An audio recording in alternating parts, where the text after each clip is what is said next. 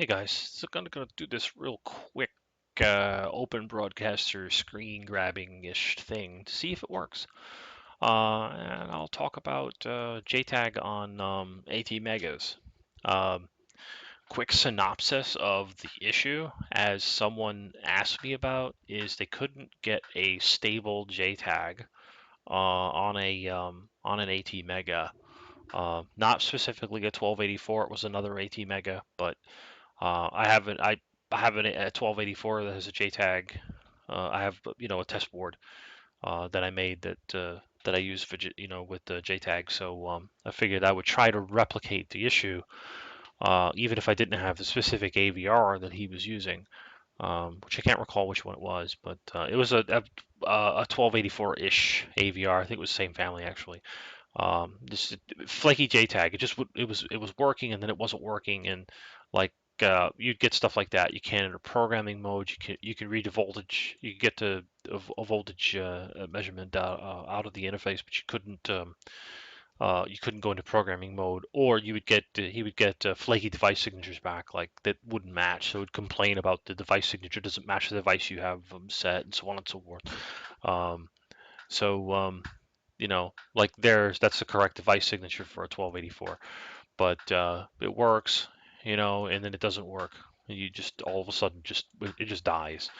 So I mean, if it's working and then it's not, your first inclination is you got bad connections, you got something going on.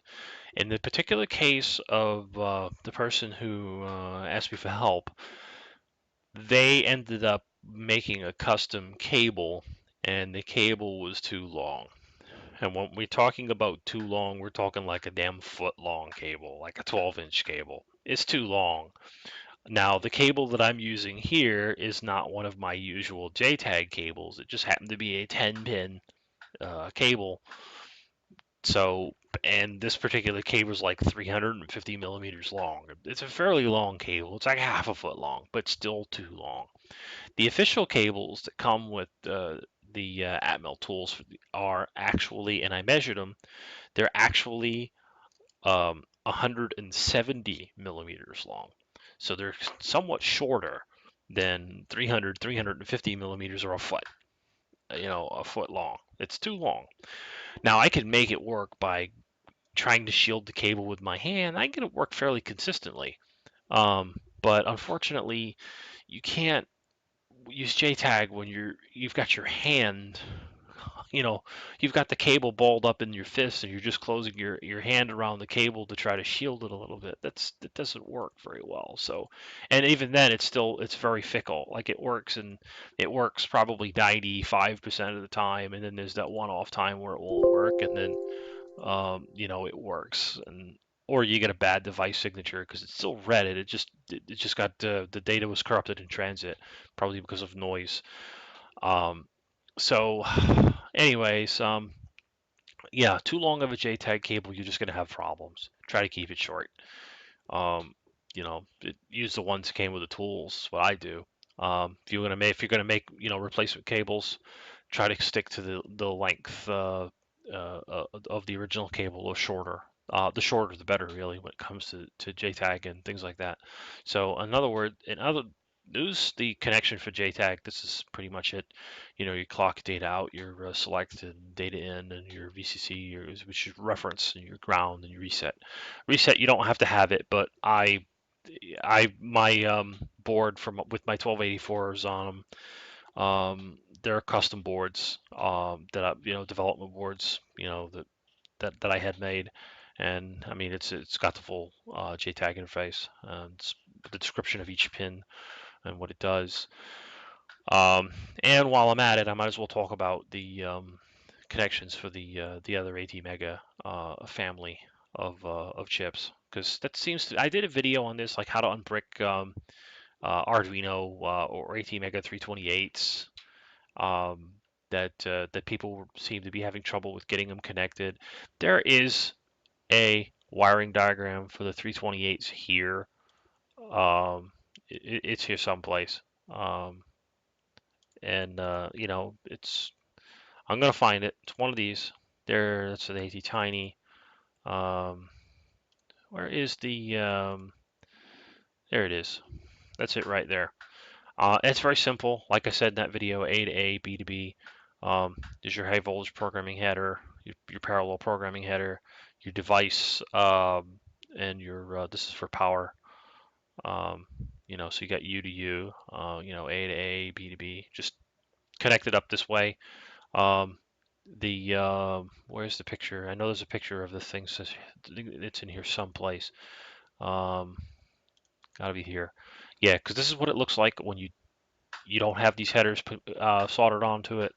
It doesn't come with it, and this is one of my biggest gripes about Atmel when they made the AVR Dragon, uh, is the fact that it's a complete fail.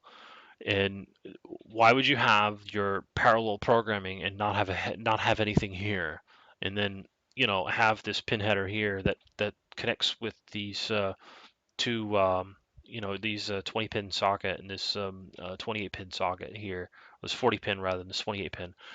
I mean, why didn't you just either send it or you ship it like this with the sockets, and with these soldered in place, or put a zip socket on it? I don't understand that. I mean, this is what you get when you buy it. And who in the frickin' world is going to use this prototyping area on this AVR Dragon? I mean, it's gonna get used like 95% or more times as a tool. Uh, not, I mean, you have what are you gonna prototype on here? I mean, you can't do any prototyping on this at all. You solder a chip into it, and then what do you do? Solder some jumpers from here to here. It's just dumb. I don't know whoever thought this up is like an idiot or something in Atmel. Sorry, but I mean that's just how I see this. I mean this makes a whole lot more sense. Um, you know, it's still not the best, but it still makes a whole lot more sense than just sending somebody a bare board with, okay, now you got to go put you got to go buy your own sockets and things like that to plug these things in. It doesn't even come with the cables, so you have to get your own 10-pin JTAGs and your own 6-pin serial cables, things like that. When you get an AVR Dragon, it's just not a complete tool out of the box. It's just a bare board.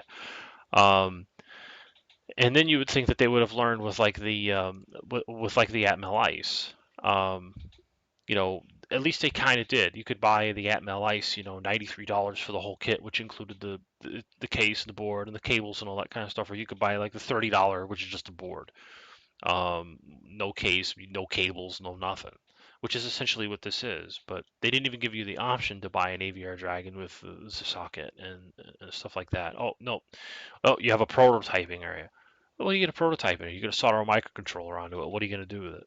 Yeah, you can write and flash code to it and debug it, but where's the circuit? You can't put anything. You don't have any circuit there. You just have a microcontroller. You don't even have a place to put a external crystal or and some caps, a resistor and a crystal for a clock. It's just stupid. But anyway, end rant on the AVR Dragon fail prototyping area. So yeah, that's how you connect it.